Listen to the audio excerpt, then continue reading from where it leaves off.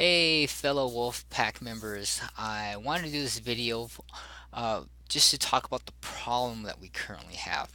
Now, I had stated before that the government is printing money and the banking reserve is printing it due to fractional reserve. But to get a better understanding and explanation on how this all works, we need to look at Mike Maloney, who has a video that he's created. It's a 7-part series on the history or hidden secrets of money.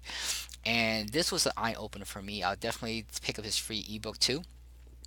And then from there, that's just one tool in the toolbox that we'll add. I highly recommend it because in the sense that he explains it much better than I could ever do with diagrams, animations, and explanation with the history. I would probably start with the part four of it, and then go back to part one to kind of get the rest of it.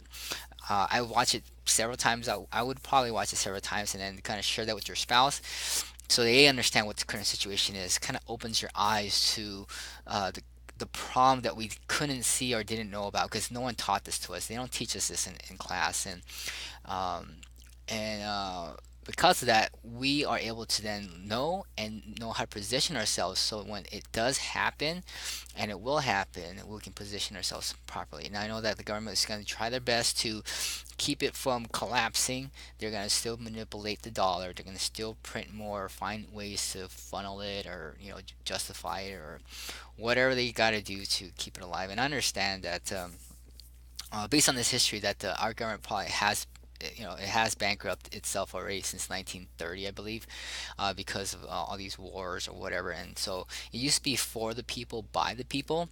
Now, because the bankers, in a sense, funded or America to keep it alive, it is now for the banker by the banker. So that's the reality of it all. And so ultimately, they're going to try to keep it alive as much as possible, unless there's a reset and let the market kind of take its place. And then other countries be pretty mad that they have their gold stored with us at the Federal Reserve, and we loaned it and over, more than what we actually have in the bank. So it's no longer backed by that gold. Actually, we took it off on 1971 when Nixon, when all these countries was trying to pull their gold out, and if they did all that, we would have no gold left, and be like, oh yeah, we actually don't have enough gold backing for all the dollars that you guys are trying to claim. And so we kind of try to manipulate and say, hey, you can't see your gold yet, or we have to give it back to you. We have to remelt it and recertify it, or whatever the case may be, and maybe all that stuff. See for yourself. Understand it. Do some more additional research. Don't just take my word for it. Of course, like some of these could probably fall under conspiracy theories or whatever, but learn about it. You're gonna know about it, and then ask other people whether it's true or not. Confirm for yourself. Okay. But that's just the beginning. Once you understand what the problem is, how serious this is, I'm gonna have another one. It was more of an animated video. It might be great for kids. I gave this to my daughter to watch too. It's just like a funnier version of it, I'd say, but it still speaks some truth to it, and maybe a better understanding of it too. So I want to put those two there.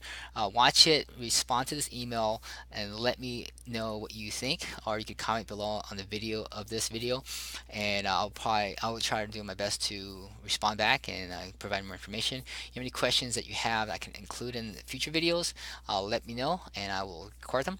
Once we know that, our next step is then how do we create our own banking system, which someone had taught me this when I was working as an engineer. I was able to stock away money, but I put it in my Roth IRA, and it really didn't go anywhere. It didn't grow much for me at all. At least when the market crashed, it kind of cut out half of it and all that stuff. So what we want to do now is then create our own banking system. So instead of putting our money in the bank so that they can inflate it more and more, and then the fees go to the bank and all that stuff. Why not pay ourselves or our own bank interest and have the fees go and the dividends go to us as that bank grows more and more. So when there's a downturn, you can then tap into that resource and buy up hard assets like real estate. When real estate does or the real estate bubble does pop, you can then, because usually when real estate bubble pops, banks are out of money. They won't loan because they're failing, or at least there's a bank run, which means they're withdrawing more money than they're allowed to lend out. So they're locked up too, and nothing flows anymore. It kind of goes to standstill. That's when you have the opportunity to tap into your own bank and buy up all this real estate at real cheap, and then ride the wave back up.